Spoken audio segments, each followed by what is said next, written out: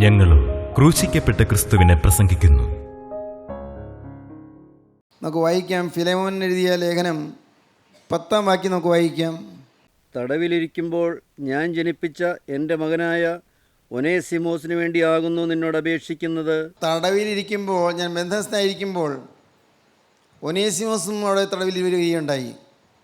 അങ്ങനെ തടവിലിരിക്കുമ്പോൾ ഞാൻ ഒനേസിമോസിനെ ഞാൻ വീണ്ടും ജന്നത്തിലേക്ക് നയിച്ചു. തടവിലിരിക്കുമ്പോൾ ഞാൻ ജനിപ്പിച്ച എൻ്റെ മകനായ ഒനേസിമോസിന് വേണ്ടിയാകുന്നു എന്നോട് അപേക്ഷിക്കുന്നത്. ഫിലേമോന് പൗലോസ് എഴുതുകയാണ്. അവൻ നിൻ്റെ അടിമയാണ്, ശരി, ഞാൻ സമ്മതിച്ചു. പക്ഷേ അവനിപ്പോൾ എൻ്റെ മകനാണ്, എൻ്റെ മകനാണ്. അവൻ നിൻ്റെ അടിമയായിരുന്നു. റോമൻ സർക്കാരിന് മുമ്പിൽ അവൻ കുറ്റവാളിയാണ്. അവൻ സമൂഹത്തിന് മുമ്പിൽ മാന്യതയില്ലാത്തവനാണ്, ശരിയാണ്. പക്ഷേ അവൻ എൻ്റെ മകനാണ്. അവൻ വീണ്ടും ജനിച്ചു. പഴയ മനുഷ്യനായിരുന്നപ്പോൾ അവൻ പ്രയോജനമില്ലാത്തവനായിരുന്നു. പഴയ മനുഷ്യനായിരുന്നപ്പോൾ അവൻ പ്രിയനല്ലായിരുന്നു. പഴയ മനുഷ്യനായിരുന്നപ്പോൾ അവൻ പ്രയോജനമില്ലാത്തതെന്ന് മാത്രമല്ല, അവൻ ഉപദ്രവകാരിയായിരുന്നു. പഴയ കാലത്ത് അവൻ മോഷ്ടാവായിരുന്നു. പഴയ കാലത്ത് അവൻ കുറ്റവാളിയായിരുന്നു. പക്ഷേ ഇപ്പോൾ അവൻ എൻ്റെ മകനാണ്. എൻ്റെ മകനായ ഒനേസിമോസ്. ഒനേസിമോസ് എന്നുള്ള വാക്കിൻ്റെ അർത്ഥം തന്നെ പ്രോഫിറ്റബിൾ എന്നാണ്. പ്രോഫിറ്റബിൾ, ഒനേസിമോസ്, ആ വാക്കിൻ്റെ അർത്ഥമുണ്ട്, ആ പേരിൻ്റെ അർത്ഥമുണ്ട്. പ്രോഫിറ്റബിൾ, എന്തത്? പ്രയോജനമുള്ളവൻ. പ്രോഫിറ്റുള്ളവൻ, ലാഭമുണ്ടാക്കുന്നവൻ, ലാഭം വരുത്തുന്നവൻ, നന്മയുള്ളവൻ, പ്രോഫിറ്റബിൾ. ഈ ഒനേസിമോസ് ഫിലേമോൻ്റെ അടുക്കൽ അടിമയായി എന്ന കാലത്തും ഈ ഫിലേമോൻ്റെ പേരിനൊരർത്ഥമുണ്ട്. അഫെക്ഷനേറ്റ്, എന്താണ്? സ്നേഹമുള്ളവൻ, അഫെക്ഷനേറ്റ്, വാത്സല്യമുള്ളവൻ. ഫിലേമോൻ എന്ന വാക്കിനും പേരുണ്ട്. അന്നൊക്കെ പേരുകൾക്ക് അർത്ഥമുണ്ടായിരുന്നു. ഇന്ന് ആരും അതൊന്നും ശ്രദ്ധിക്കാറില്ലെന്ന് തോന്നുന്നു. പേരുകൾക്ക് അർത്ഥമുണ്ടോ, അർത്ഥമുള്ള പേരാണ് ഇടുന്നത്. ചില അക്ഷരങ്ങൾ എഴുതും, എന്തെങ്കിലും ചില അക്ഷരങ്ങൾക്ക് എഴുതും, അർത്ഥമില്ലാത്ത പേരുകൾ. എന്നാൽ ചിലർ വേദപുസ്തകത്തിലെ ചില പേരുകൾ മക്കൾക്ക് ഇടാറുണ്ട്, നല്ലത്. പക്ഷേ നല്ല പേര് കിട്ടിയെന്ന് പറഞ്ഞാലും പ്രയോജനമില്ലല്ലോ. നല്ല പേര് കിട്ടിയെന്ന് പറഞ്ഞാലും എന്ത് പ്രയോജനം? ഈ മലയാള സാഹിത്യത്തിൽ ചിരിയും ചിന്തയും എന്ന് പറഞ്ഞൊരു പുസ്തകമുണ്ട്. ചിരിയും ചിന്തയും എഴുതിയത് ഇ വി കൃഷ്ണപിള്ള. ആ പുസ്തകത്തിൽ അദ്ദേഹം പേരുകളെക്കുറിച്ച് പറയുന്നുണ്ട്. സുകേശിനി, അദ്ദേഹം അല്പം ഹാസ്യാത്മകമായിട്ട് പറയുന്നത്. സുകേശിനി എന്താ വാക്കിൻ്റെ അർത്ഥം അറിയാമോ? നല്ല തലമുടിയുള്ളവളെന്ന്. തലമുടി ഒട്ടും കാണുകയില്ല, പക്ഷേ നല്ല തലമുടിയുള്ളവളെന്ന പേരിന് ഒരു ബന്ധമില്ല. അംബുജാക്ഷി, താമര ഇതൾ പോലെ മനോഹരമായ കണ്ണോട് കൂടിയവൾ, ഒട്ടുമായിരിക്കില്ല. നീലോൽപ്പലാക്ഷി, നീലോൽപ്പലം പോലെ മനോഹരമായ കണ്ണുള്ളവൾ. അല്ലെങ്കിൽ സുമതി, നല്ല ഹൃദയമുള്ളവൾ, നല്ല ബുദ്ധിയുള്ളവൾ, സുമതി. അർത്ഥമുള്ള പേരുകൾ ഇടുന്നത് നല്ലതാണ്. അർത്ഥമുള്ള പേരേതുമാകട്ടെ. ഒരുപക്ഷെ അർത്ഥമില്ലാത്ത പേരാണോ ഇട്ടത്, കാരണവന്മാരിട്ടത്, അങ്ങനെ ഇരിക്കട്ടെ. പക്ഷേ നമുക്കൊരു വീണ്ടും ജന്മം വേണം. വീണ്ടും ജന്മം. തടവിലിരിക്കുമ്പോൾ ഞാൻ ജനിപ്പിച്ച എൻ്റെ മകനായ ഒനേസിമോസിന് വേണ്ടിയാവുന്നു ഞാൻ അപേക്ഷിക്കുന്നത്. തടവിൽ വെച്ച് ഒരു വീണ്ടും ജന്മം നടന്നു. ഈ ചെറുപ്പക്കാരൻ ഒനേസിമോസ്, അടിമ യുവാവ്, അവൻ തടവിലിരിക്കുമ്പോൾ അവൻ ഒരു പുതുജന്മം അനുഭവിച്ചു. പഴയ ആളങ്ങനെ തന്നെ, പഴയ മുഖം അങ്ങനെ തന്നെ, പഴയ കണ്ണ്, മൂക്ക്, നാവ്, കാതുകൾ, കാല്, അവയവങ്ങളൊക്കെ അങ്ങനെയൊക്കെ തന്നെ. പക്ഷേ അകത്തൊരു വീണ്ടും ജന്മം നടന്നു. അകത്തൊരു വീണ്ടും ജന്മം. അത് വീണ്ടും പറയുവാൻ ഞാൻ ആഗ്രഹിക്കുന്നൊരു വിഷയമാണത്. വീണ്ടും ജന്മം. സഹോദരങ്ങളെ, ഞാൻ ചോദിക്കട്ടെ, നിങ്ങൾ വീണ്ടും ജന്മം പ്രാപിച്ചുവോ? പുതുതായി ജനിച്ചുവോ? ഒരപ്പൻ്റെയും അമ്മയുടെയും മകനോ മകളോ ആയി നാം ഈ ഭൂമിയിൽ ജനിച്ചു, ശരിയാണ്. ഇത്രയും വർഷം നാം ജീവിച്ചു. എന്നാൽ നമ്മുടെ പഴയ മനുഷ്യനെ അവൻ്റെ പ്രവൃത്തികളോട് ഉരിഞ്ഞു കളഞ്ഞ് തന്നെ സൃഷ്ടിച്ചതിൻ്റെ പ്രതിമപ്രകാരം പുതുമനുഷ്യനെ നാം ധരിച്ചുവോ? പുതിയ മനുഷ്യനായി തീർന്നുവോ? അപ്പൻ്റെയും അമ്മയുടെയും മകനോ മകളോ ആയി ജനിച്ചതിന് ശേഷം അപ്പൻ്റെയും അമ്മയുടെയും ആ രക്തബന്ധത്തിൽ കൂടി വരുന്നതായ സ്വഭാവങ്ങൾ നമുക്കുണ്ടായി. അപ്പനൊരു പക്ഷേ കോപിക്കുന്ന അപ്പനാണെങ്കിൽ മകനും കോപിക്കുന്നു. അപ്പനൊരു പക്ഷേ അശ്രദ്ധ ജീവിതം നയിക്കുന്നയാളാണെങ്കിൽ മകനും അശ്രദ്ധ ജീവിതത്തിലേക്ക് പോകുന്നു. അമ്മ ഭയങ്കരമായി വാശി പിടിക്കുന്ന ഒരാളാണെങ്കിൽ മോളും അവനും അതേപോലെ വാശി പിടിക്കുന്നതിനായി തീരുന്നു. മാതാപിതാക്കളിൽ നിന്ന് വരുന്നതായ ആ രക്തബന്ധത്തിൽ കൂടി കടന്നു വരുന്നതായ ജന്മം മുതലുള്ളതായ ചില വ്യത്യാസങ്ങൾ, സ്വാഭാവികമായ ചില വ്യതിയാനങ്ങൾ. എന്നാൽ ഇങ്ങനെ മാതാപിതാക്കളുടെ മകനോ മകളോ ആയി ജനിച്ച നാം ഓരോരുത്തരും നാം വീണ്ടും ജനിക്കണം. പണ്ഡിതനായ നീക്കോദിയോസിന് മനസ്സിലായില്ല വീണ്ടും ജനിക്കണമെന്ന് പറഞ്ഞത്. യോഹന്നാന് ശേഷം 3-ാം അധ്യായം 3-ാം വാക്യം വായിക്കൂ. ഒരിക്കൽ രാത്രി നീക്കോദിമോസ് എന്ന് പറയുന്ന പണ്ഡിതനും ശാസ്ത്രീയമായ ഉന്നത മനുഷ്യൻ നിക്കോദിമോസ് കർത്താവിൻ്റെ അടുക്കൽ ചെന്നു. രഹസ്യമായിട്ട് ചെന്നത്. പരസ്യമായിട്ട് ചെന്നാൽ നാട്ടുകാരെന്ത് പറയും? തൻ്റെ സന്നദ്ധി സംഘത്തിലെ ഒരു അംഗം പോയി യേശുവിനെ കാണാൻ പോയി. ഇതിൽ പരം മോശം എന്തുള്ളൂ? അവനും പോയി ആ കൂട്ടായ്മയിലേക്ക്. അപ്പോൾ പള്ളിയിലെ കമ്മിറ്റിക്കാർക്കെല്ലാം ദേഷ്യമാകും, അഭിപ്രായ വ്യത്യാസമാകും, പിന്നെ വേണമെങ്കിൽ പള്ളിയിൽ നിന്ന് മുടക്കാൻ കൽപ്പന പുറപ്പെടുവിക്കും. അങ്ങനെയൊക്കെയാണല്ലോ ഇക്കാലത്ത് നടന്നു വരുന്നത്. ഈ നിക്കോദിമോസ് അതുകൊണ്ട് രഹസ്യമായിട്ടാണ് കാണാൻ പോയത്. വായിക്കും. യേശു അവനോട്, ആമേൻ ആമേൻ ഞാൻ നിന്നോട് പറയുന്നു, പുതുതായി ജനിച്ചില്ല എങ്കിൽ ദൈവരാജ്യം കാണുവാൻ ആർക്കും കഴിയില്ല എന്ന് ഉത്തരം പറഞ്ഞു. പുതുതായി ജനിച്ചില്ല എങ്കിൽ ദൈവരാജ്യം കാണുവാൻ ആർക്കും കഴിയില്ല. നീ യഹൂദന്മാരുടെ ഉപദേഷ്ടാവാണ്, നീ ന്യായശാസ്ത്രിയാണ്, നീ പണ്ഡിതനാണ്, ഇതൊക്കെ ഇരിക്കട്ടെ. പക്ഷേ നീ വീണ്ടും ജനിക്കണം. നീ പുതുതായി ജനിക്കുന്നില്ലെങ്കിൽ ദൈവരാജ്യത്തെത്തുകയില്ല. പുതുതായി ജനിച്ചില്ല എങ്കിൽ ദൈവരാജ്യം കാണുവാൻ ആർക്കും കഴിയുകയില്ല. സഹോദരങ്ങളെ, ഞാൻ ആവർത്തിച്ച് നിങ്ങളോട് ചോദിക്കട്ടെ, നിങ്ങൾ വീണ്ടും ജനനം അനുഭവിച്ചുവോ? പഴയ മനുഷ്യൻ മരിച്ചുവോ? എഫേസ്യ ലേഖനം 4-ാം അധ്യായത്തിൻ്റെ 21-ാം വാക്യം വായിക്കാം. മുമ്പിലത്തെ നടപ്പ് സംബന്ധിച്ച് ചതിമോഹങ്ങളാൽ വഷളായി പോകുന്ന പഴയ മനുഷ്യനെ ഉപേക്ഷിച്ച് നിങ്ങളുടെ ഉള്ളിലെ ആത്മാവ് സംബന്ധമായി പുതുക്കം പ്രാപിച്ച് സത്യത്തിൻ്റെ ഫലമായ നീതിയിലും വിശുദ്ധിയിലും ദൈവാനുരൂപമായി സൃഷ്ടിക്കപ്പെട്ട പുതുമനുഷ്യനെ ധരിച്ചുകൊള്ളുവീൻ. എഫേസോസിലെ ക്രിസ്ത്യാനികളോട് അപ്പോസ്തലൻ പറയുകയാണ്, നിങ്ങൾ പുതുതായി ജനിക്കേണ്ടിയിരിക്കുന്നു. എങ്ങനെയാണത്? നിങ്ങൾ മുമ്പിലത്തെ നടപ്പ് സംബന്ധിച്ച് ചതിമോഹങ്ങളാൽ വഷളായി പോകുന്ന പഴയ മനുഷ്യനെ ഉപേക്ഷിച്ച്, ചതിമോഹങ്ങളാൽ വഷളായി പോകുന്ന, ചതിവും മോഹവും ചതിമോഹങ്ങളാൽ വഷളായി പോകുന്ന പഴയ മനുഷ്യനെ ഉപേക്ഷിച്ച് നിങ്ങളുടെ ഉള്ളിലെ ആത്മാവ് സംബന്ധമായി ഉള്ളിൽ പുതുക്കം പ്രാപിച്ച് സത്യത്തിൻ്റെ ഫലമായ നീതിയിലും വിശുദ്ധിയിലും ദൈവാനുരൂപമായി സൃഷ്ടിക്കപ്പെട്ട പുതുമനുഷ്യനെ ധരിച്ചുകൊള്ളുവീൻ, പുതിയ മനുഷ്യനായിക്കൊള്ളുവീൻ. മുമ്പ് ചതിയും മോഹവും എല്ലാം ഉള്ള മനുഷ്യൻ അതെല്ലാം ഉപേക്ഷിക്കണം. എല്ലാം ഉരിഞ്ഞു കളയാനാണ് അപ്പോസ്തലൻ പറയുന്നത്. കൊലോസ്യ ലേഖനം 3-ാം അധ്യായം 10-ാം വാക്യം വായിക്കൂ. തന്നെ സൃഷ്ടിച്ചവൻ്റെ പ്രതിമപ്രകാരം പരിജ്ഞാനത്തിനായി പുതുക്കം പ്രാപിക്കുന്ന പുതിയ മനുഷ്യനെ ധരിച്ചിരിക്കുന്നുവല്ലോ. പ്രിയപ്പെട്ടവരെ, അല്ലെങ്കിൽ നമുക്ക് ക്രിസ്ത്യാനികളുടെ പേരുണ്ടെന്നേ ഉള്ളൂ. മത്തായി എന്നോ മറിയാമ്മയെന്നോ എന്തെങ്കിലുമൊക്കെ പേരുണ്ട്. അതുകൊണ്ട് കാര്യമൊന്നുമില്ല. നാം ഒരു പുതിയ സൃഷ്ടിയായി തീരണം. അതിന് നാം മറ്റെങ്ങും പോകേണ്ട ആവശ്യമില്ല. വേറൊരു പുതിയ കർമ്മപരിപാടികളിൽ ഒന്നും പോകേണ്ട ആവശ്യമില്ല. ഒരേ ഒരു കാര്യം, ഉള്ളിലെ ആത്മാവ് സംബന്ധമായിട്ട് പുതുക്കം പ്രാപിക്കണം. അകത്താണ് പുതുക്കം, പുറമേ ഒന്നുള്ളതല്ല. അകത്ത് പുതുക്കം വന്നാൽ പുറമേ വരേണ്ടതെല്ലാം വന്നുകൊള്ളും. ഹൃദയം ശുദ്ധമായി തീർന്നാൽ നമ്മുടെ പ്രവൃത്തികളെല്ലാം വിശുദ്ധമായി തീരും. അകം പുതുതായി തീരണം. അകം പുതുതായി തീർന്നിട്ടുണ്ടോ? ഗൗരവമായി നിങ്ങൾ ചിന്തിക്കേണ്ടതാണ്. പുതുതായി ജനിച്ചില്ല എങ്കിൽ ദൈവരാജ്യം കാണുവാൻ ആർക്കും കഴിയുകയില്ലെന്നാണ് കർത്താവ് പറഞ്ഞിരിക്കുന്നത്. ദൈവരാജ്യം കാണണമോ? കടക്കുന്നു പോകട്ടെ, കാണണമോ? അതുപോലെ സാധിക്കില്ല. പുതുതായി ജനിച്ചില്ല എങ്കിൽ ദൈവരാജ്യം കാണുവാൻ ആർക്കും കഴിയുകയില്ല. ഞാനൊരു പുതിയ സൃഷ്ടിയായോ? ഞാനൊരു പുതിയ മനുഷ്യനായോ? എൻ്റെ കോപ സ്വഭാവം മാറിയോ? എൻ്റെ വഴക്കിടുന്ന സ്വഭാവം മാറിയോ? എൻ്റെ അതിമോഹങ്ങൾ മാറിയോ? എൻ്റെ ജഡമോഹങ്ങൾ മാറിയോ? എൻ്റെ ജഡിക ഇച്ഛകൾ മാറിയോ? എൻ്റെ കർത്താവേ, എൻ്റെ ഹൃദയത്തിലുള്ള ഈർഷ്യയും പകയും വിദ്വേഷവും എന്നിൽ നിന്ന് മാറി കിട്ടിയോ? എല്ലാവരെയും മാനിക്കാൻ എനിക്ക് സാധിക്കുന്നുണ്ടോ? എൻ്റെ എതിരാളികളെ പോലും മാനിക്കാനും സ്നേഹിക്കാൻ എനിക്ക് കഴിയുന്നുണ്ടോ? എനിക്ക് ഉപദ്രവം ചെയ്തവരെ പോലും മാനിക്കാനും സ്നേഹിക്കാൻ എനിക്ക് കഴിയുന്നുണ്ടോ? എന്നെ തരം താഴ്ത്തിയവരെ പോലും മാനിക്കാനും സ്നേഹിക്കാൻ എനിക്ക് കഴിയുന്നുണ്ടോ? എൻ്റെ സ്വഭാവം മാറിയോ? ചിന്തിക്കുക പ്രിയപ്പെട്ടവരെ, നിങ്ങൾക്ക് ചിന്തിക്കാം. ആരോടും പിന്നെ കലുഷിത ഉണ്ടാവുകയില്ല. മാറിയെങ്കിൽ പിന്നെ ആരോടും വഴക്കുണ്ടായിരിക്കുകയില്ല, ആരോടും പിണക്കമുണ്ടായിരിക്കില്ല. ഹൃദയത്തിൽ നിർമ്മലമായ സ്നേഹം മാത്രമായിരിക്കും. ദൈവത്തിന് സ്തോത്രം. അങ്ങനെയുള്ളൊരു അനുഭവമുണ്ട്. നിങ്ങൾ വിശ്വസിക്കൂ, അങ്ങനെയുള്ള അനുഭവമുണ്ട്. ആ അനുഭവം ഉള്ളവർ അവർ പറഞ്ഞു തരുന്നത് നിങ്ങൾ സ്വീകരിച്ചാൽ മാത്രം മതി. അനുഭവം ഉള്ളവരുണ്ട്. എന്തു വലിയ അഹംഭാവിയായിരുന്നു സെൻറ്റ് പോൾ. ശൗൽ വരോടുകൂടി ജീവിച്ച ആ ആദ്യകാലത്ത് വലിയ അഭിമാനത്തോടെയാണ് എല്ലാം കണ്ടിരുന്നത്. പഠിത്തത്തെക്കുറിച്ച് അഭിമാനം, തൻ്റെ പ്രൊഫസറായ ഗമാലിയലിനെക്കുറിച്ച് അഭിമാനം, ഹീബ്രു യൂണിവേഴ്സിറ്റിയെക്കുറിച്ച് അഭിമാനം, തൻ്റെ സന്നദ്ധി സംഘത്തിലെ മെമ്പർഷിപ്പിനെക്കുറിച്ച് അഭിമാനം. പക്ഷേ അതെല്ലാം ചപ്പെന്നും ചവറെന്നും എണ്ണി എല്ലാം ഉപേക്ഷിച്ചു. ഒരിക്കലും തൻ്റെ വിജ്ഞാനം ജനസമൂഹത്തിന് മുമ്പിൽ പ്രസ്താവിച്ചില്ല, കാണിച്ചില്ല. ശ്രദ്ധിച്ചാൽ കാണാം, പൗലോസ്ലീഹയുടെ പ്രസംഗങ്ങളോ പുസ്തകങ്ങളോ വായിച്ചാൽ ഈ ലോകത്തിൻ്റെ ജ്ഞാനമൊന്നും അതിനകത്ത് കാണുകയില്ല.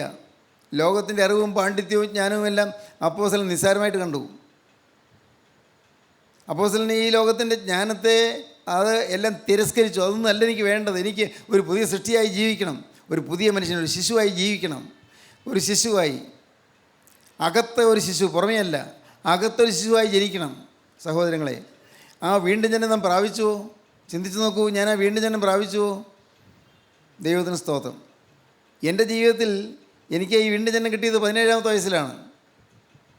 17-ാമത്തെ വയസ്സിൽ ഞാൻ നിങ്ങളിരിക്കുന്ന പോലെ ഞങ്ങളുടെ പള്ളിയകത്തിരുന്ന് വചനം കേട്ടുകൊണ്ടിരിക്കുമ്പോൾ ക്രിസ്തുവിൻ്റെ വചനം എൻ്റെ ഹൃദയത്തിൽ ആഞ്ഞടിച്ചു. ക്രിസ്തുവിൻ്റെ വചനം അതിൻ്റെ ഹൃദയത്തെ പിളർന്നു. ദുഃഖിതനും നിരാശനും അനാഥനുമായി ഞാൻ അവിടെ ചെന്നിരുന്നു. നിരാശയായിരുന്നു എൻ്റെ ആകത്തുക. അപകർഷതാബോധം കൊണ്ട് വലഞ്ഞവനായിരുന്നു ഞാൻ. പക്ഷേ അന്ന് ദൈവത്തിൻ്റെ വചനം കേട്ടപ്പോൾ എൻ്റെ ഉള്ളു പിളർന്നു. അന്നെനിക്കറിയാം ഒരു വലിയ മാറ്റം എനിക്കുണ്ടായി. പുറമേയുള്ള മാറ്റങ്ങളൊന്നുമല്ല, അകമേ ഒരു മാറ്റം ഉണ്ടായി. ഞാനവിടെ ഇരുന്ന് ഏങ്ങലടിച്ചുകൊണ്ട് പറഞ്ഞു, കർത്താവേ, ഇന്ന് മുതൽ ഞാൻ നിൻ്റെ വക. ഉറപ്പായിരുന്നു, നല്ല ഉറച്ച തീരുമാനമാണ്.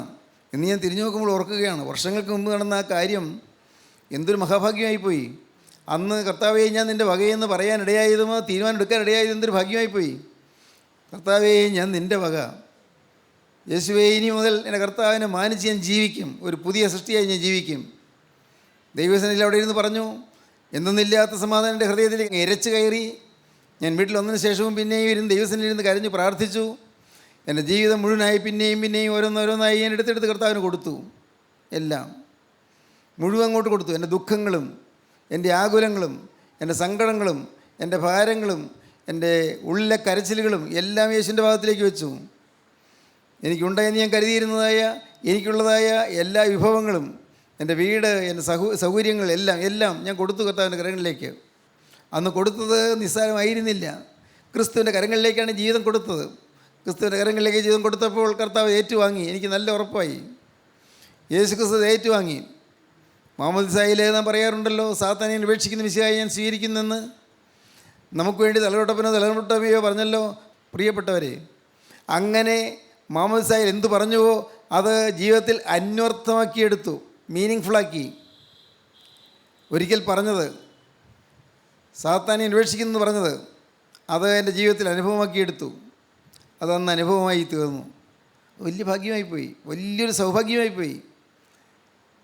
യേശുക്രിസ്തുവിനെ രക്ഷകനകർത്താവായി സ്വീകരിക്കുക എന്നുള്ളത് മഹാഭാഗ്യമായിപ്പോയി. പ്രിയപ്പെട്ടവരെ, നിങ്ങളാരും സംശയിക്കേണ്ട. ഇപ്പോൾ ഇത് കേട്ടുകൊണ്ടിരിക്കുമ്പോൾ നിങ്ങൾക്ക് ഇരിക്കുന്ന ഇരിപ്പിൽ ദൈവത്തോട് പറയാം, അരികത്ത് വന്നിരിക്കുന്ന ക്രിസ്തുവിനോട് നിങ്ങൾക്ക് രഹസ്യമായി പറയാം, കർത്താവേ, ഇന്ന് ഞാൻ ഈ വാക്കുകളെ കേൾക്കുമ്പോൾ ഞാൻ നിന്നോടൊരു വാക്ക് പറയുകയാണ്. കർത്താവേ, ഞാൻ ഇന്നു മുതൽ ഞാൻ നിൻ്റെ വക. യേശുവേ, ഇന്നു മുതൽ ഞാൻ നിൻ്റെ സൃഷ്ടി, ഞാൻ നിൻ്റെ പുതിയ സൃഷ്ടി. ഇന്നു മുതൽ ഞാൻ നിൻ്റെ മകൻ, നിൻ്റെ മകൾ. യേശുവേ, ഇന്നു മുതൽ ഞാൻ വിശുദ്ധിയുടെ ഒരു വക്താവായി ഞാൻ ഈ ഭൂമിയിൽ ജീവിക്കും. വിശുദ്ധിയുടെ പ്രവാചകനായി ഞാൻ ഓടി നടക്കും. ഹല്ലേലൂയ, ദൈവത്തിന് സ്തോത്രം. പ്രിയപ്പെട്ടവരെ, നിങ്ങൾക്ക് പറയാം, ദൈവത്തോട് പറയാം, കർത്താവേ, ഇന്നു മുതൽ ഞാൻ പുതിയ സൃഷ്ടിയായി ജീവിക്കും. പഴയതെല്ലാം തീർന്നു, എല്ലാം തീർന്നു. പഴയ മനുഷ്യനെ അവൻ്റെ പ്രവൃത്തികളോട് ഉരിഞ്ഞു കളഞ്ഞിരിക്കുകയാണ്. എല്ലാം മാറ്റി ഞാൻ പുതിയ മനുഷ്യനായി തീർന്നിരിക്കുന്നു. പഴയ കോപമോടെ ഇപ്പോൾ വരുന്നില്ല. പഴയ വാശിയോടെ ഇപ്പോൾ തോന്നുന്നില്ല. പഴയ വൈരാഗ്യമോടെ അതൊന്നും അടുത്തേക്ക് അടുക്കുന്ന പോലുമില്ല. പഴയ മുഷിച്ചിലോ ഈർഷ്യയോ ഹൃദയത്തിലുണ്ടാകുന്ന പിണക്കമോ അകത്തുള്ളതായ ചിതരയോ ഒന്നും അടുക്കളേക്ക് വരുന്നില്ല.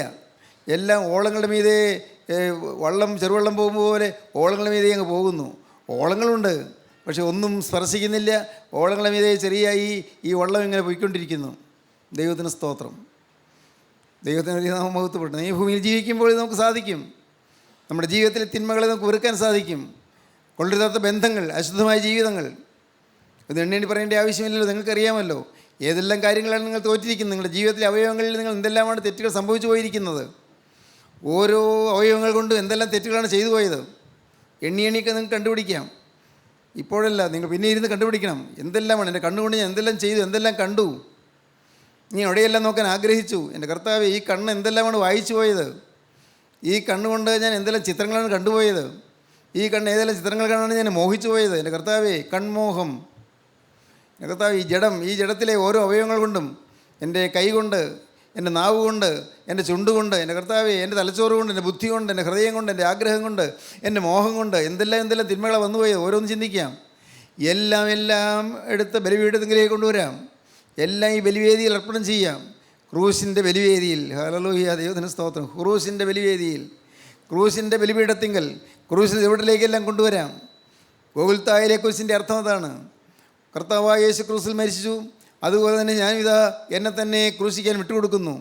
പഴയ മനുഷ്യൻ ഇതാ ക്രൂശിക്കപ്പെടുന്നു, യേശു ക്രിസ്തു ഉയർത്തെഴുന്നേറ്റതുപോലെ ഞാൻ പുതിയ മനുഷ്യനായി ഞാൻ ഉയർത്തെഴുന്നേൽക്കുന്നു. സ്തോത്രം. ഇതാണ് ക്രിസ്തീയ ജീവിതം.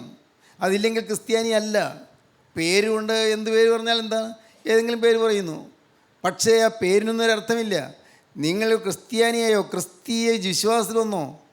നിങ്ങൾ പള്ളിയിൽ പോകുന്നുണ്ട്, ശരി, സൺഡേ സ്കൂൾ പഠിക്കുന്നുണ്ട്, പഠിപ്പിക്കുന്നുണ്ട്, ഓക്കെ, നല്ലത്. നിങ്ങൾ മർത്തമറിയമ്മനെ സമാജം നടത്തുന്നുണ്ട്, യൂത്ത് അസോസിയേഷനിൽ നിങ്ങൾ പ്രവർത്തിക്കുന്നുണ്ട്, എല്ലാം ഉണ്ട്. പക്ഷേ ഞാൻ ചോദിക്കട്ടെ, ഒരു പുതിയ സൃഷ്ടിയായോ? ഇല്ലെങ്കിൽ പാഴായി പോയില്ലേ ജീവിതം? നഷ്ടപ്പെട്ടു പോയില്ലേ ജീവിതം? ജീവിതം പോയില്ലേ? എന്തെല്ലാം ഉണ്ടെന്ന് പറഞ്ഞാൽ എന്താ പ്രയോജനം? മനോഹരമായ പെരുന്നാളുകളുണ്ട്, നല്ല റാസകളുണ്ട്, പെരുന്നാളിനുള്ള വെടിപടക്കങ്ങളെല്ലാം ഉണ്ട്, എന്തെല്ലാം ആഘോഷങ്ങളാണുള്ളത്, എല്ലാം ഉണ്ട്.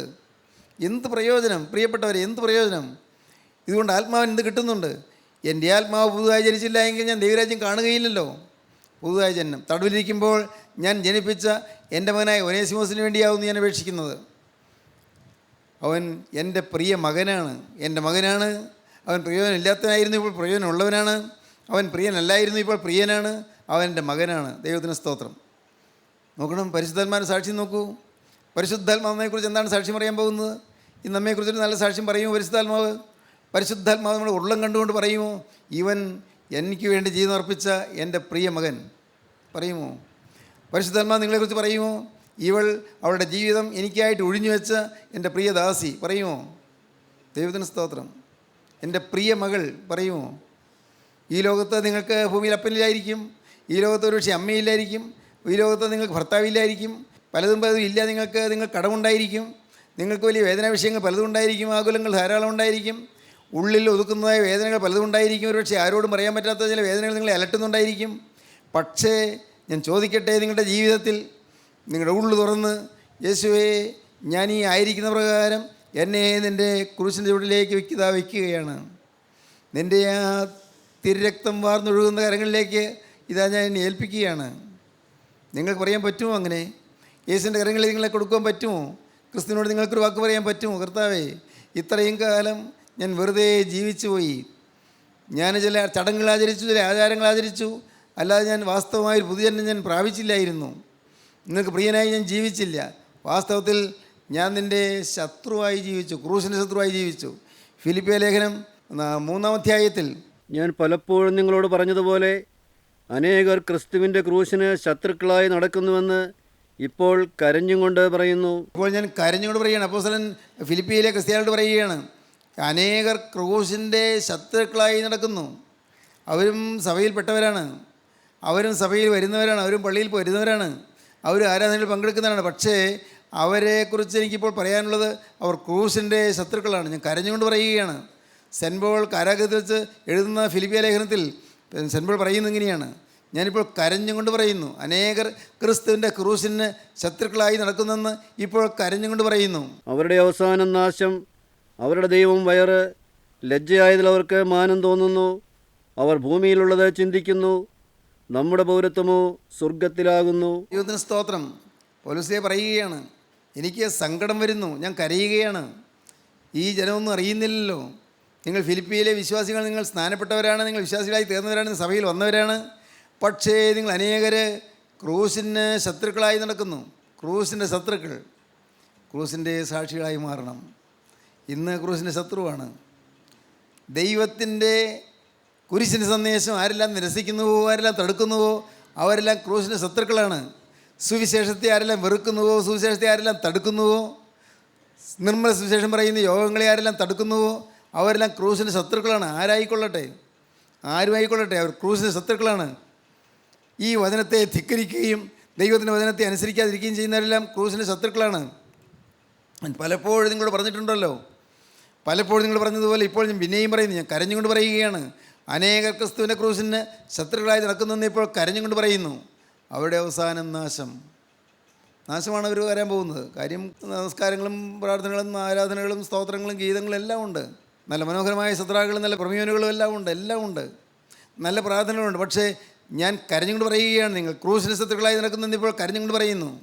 അവരുടെ അവസാനം നാശം. അവരുടെ ദൈവം വയറിൻ്റെ കാര്യമേ ചിന്തയുള്ളൂ. ഭക്ഷണത്തിൻ്റെ കാര്യമേ ചിന്തയുള്ളൂ. ഈ ലോകത്തിൻ്റെ ജീവിത സുഖങ്ങളെ ചിന്തയുള്ളൂ. ജീവിത സുഖങ്ങളെക്കുറിച്ചുള്ള ചിന്തകളേ ഉള്ളൂ. അവരുടെ ദൈവം വയറ്. ലജ്ജയായതിൽ അവർക്ക് മാനം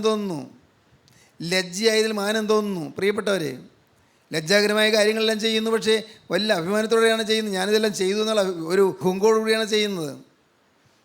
നോക്കൂ, ലജ്ജയായതിൽ അവർക്ക് മാനം തോന്നുന്നു. അവർ ഭൂമിയുള്ളത് ചിന്തിക്കുന്നു, ഭൂമിയുള്ള കാര്യമേ ചിന്തിക്കുന്നുള്ളൂ. നമ്മുടെ പൗരത്വമോ സ്വർഗത്തിലാകുന്നു. സ്തോത്രം. നമുക്കൊരു പൗരത്വമുണ്ട്, അത് സ്വർഗത്തിലാണ്. നമ്മുടെ പൗരത്വമോ സ്വർഗത്തിലാകുന്നു. അവിടെ നിന്ന് കർത്താവായ യേശുക്രിസ്തു രക്ഷിതാവായി വരുമെന്ന് നാം കാത്തിരിക്കുന്നു. അവൻ സകലത്തെയും കീഴ്പ്പെടുത്താൻ കഴിയുന്നതിൻ്റെ വ്യാപാര ശക്തി കൊണ്ട് നമ്മുടെ താഴ്ചയുള്ള ശരീരത്തെ തൻ്റെ മഹത്വമുള്ള ശരീരത്തോട് അനുരൂപമായി രൂപാന്തരപ്പെടുത്തും. സ്തോത്രം. ഈ ശരീരം രൂപാന്തരപ്പെടാനുള്ള ശരീരമാണ്. ഈ ശരീരം ഒരിക്കൽ മണ്ണിൽ നിക്ഷേപിച്ച് കഴിയും. മരണത്തിന് ശേഷം ഈ ശരീരം ഏറെ സമയം ഭൂമിയിൽ വെച്ചുകൊണ്ടിരിക്കുകയില്ല. എത്രയും വേഗം അത് മണ്ണിനടിയിലാക്കും. ഈ ശരീരം പുഴുവരിക്കും. ഇത് മണ്ണോട് ചേരും. ശരി. പക്ഷേ ഈ ആത്മാവുണ്ടല്ലോ, പറന്നകലും നിത്യത്തിലേക്ക് പറന്നു പോകും. ആത്മാവ് നമ്മുടെ പൗരത്വം സ്വർഗത്തിലാകും. സ്വർഗത്തിൽ നമ്മുടെ പേരുണ്ടോ? അവിടുത്തെ സിറ്റിസൺഷിപ്പിൻ്റെ രജിസ്റ്ററിൽ നമ്മുടെ പേരുണ്ടോ? ജീവൻ്റെ പുസ്തകത്തിൽ പേരുണ്ടോ? ജീവൻ്റെ പുസ്തകത്തിൽ പേരെഴുതി കാണാത്തവനെയും തീപ്പൊയ്യിൽ തള്ളിയിടും. അവിടെ പേര് കിട്ടിയില്ലെങ്കിൽ നഷ്ടമാണ്.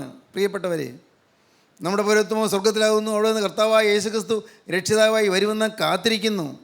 അപ്പോൾ അവൻ തൻ്റെ സകലത്തെയും കീഴ്പ്പെടുത്താൻ കഴിയുന്ന തൻ്റെ വ്യാപാര ശക്തി കൊണ്ട് നമ്മുടെ താഴ്ചയുള്ള ഈ ശരീരത്തെ തൻ്റെ മഹത്വമുള്ള ശരീരത്തോട് അനുരൂപമായി രൂപാന്തരപ്പെടുത്തും. തൻ്റെ മഹത്വമുള്ള ശരീരത്തോട് അനുരൂപമായി നമ്മെ കർത്താവ് രൂപാന്തരപ്പെടുത്താൻ പോകുന്നു. കർത്താവിൻ്റെ രണ്ടാമത്തെ വരവിൽ. ദൈവത്തിന് സ്തോത്രം. സഹോദരങ്ങളെ, നിങ്ങൾ എന്ത് ചിന്തിക്കുന്നു? ഇപ്പോൾ എന്ത് പറയുന്നു? നിങ്ങൾ വീണ്ടും ജന്മം പ്രാപിച്ചു. പ്രിയനില്ലാത്തവൻ പ്രിയനായി തീർന്നു, പ്രയോജനമില്ലാത്തവൻ പ്രയോജനമായി തീർന്നു. ദൈവത്തിന് സ്തോത്രം. എൻ്റെ മകൻ എന്ന അപ്പോസ്തലൻ പറയത്തക്കവണ്ണം ദൈവഭവനത്തിലെ സന്തതിയായി നീ ജനിച്ചു. ദൈവഭവനത്തിലെ സന്തതി, ദൈവരാജ്യത്തിലെ ഒരു മകൻ അല്ലെങ്കിൽ മകള്. സ്തോത്രം.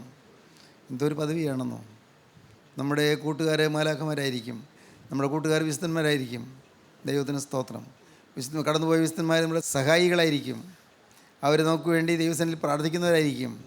സ്തോത്രം. അനേകം മാലാഖമാർ നമുക്ക് അകമ്പടി സേവിക്കും. സ്തോത്രം. നിസ്സാര കാര്യമല്ല കേട്ടോ.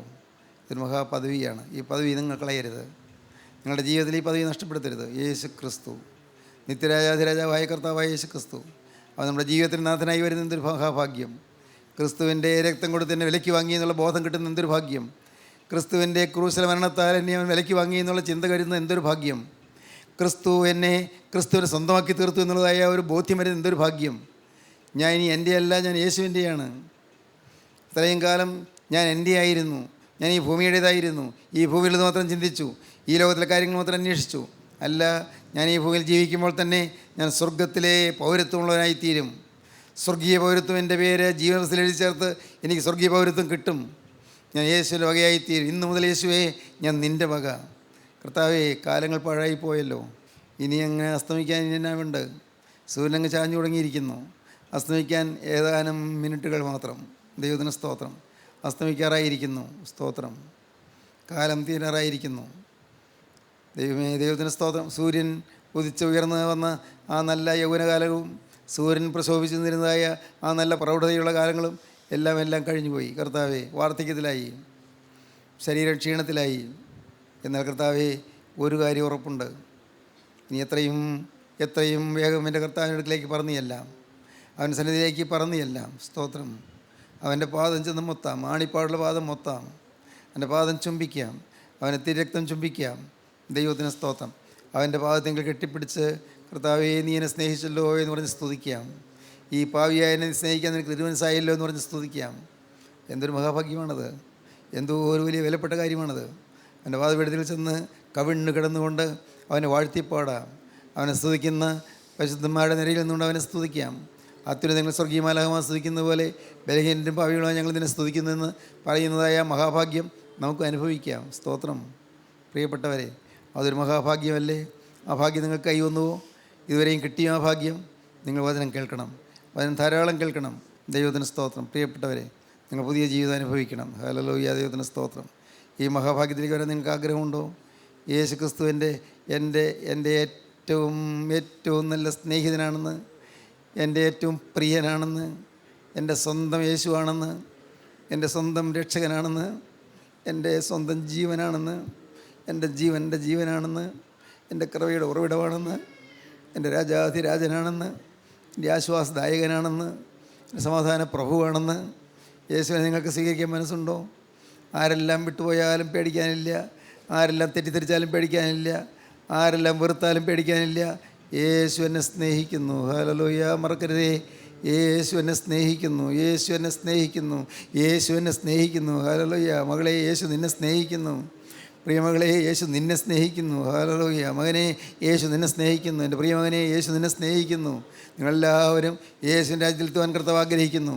അതുകൊണ്ട് ഇന്നു മുതൽ യേശു പ്രിയനാകുക, കർത്താവിൽ പുതുതായി ജന്മം അനുഭവിക്കുന്ന കർത്താവിൻ്റെ പ്രിയമകനായി തീരുക. യേശു ക്രിസ്തുവിൻ്റെ രാജ്യത്തിൻ്റെ പ്രചരണത്തിന് വേണ്ടി അത്യധ്വാനം ചെയ്യുന്ന ദൈവത്തിൻ്റെ ദാസനായി തീരുക.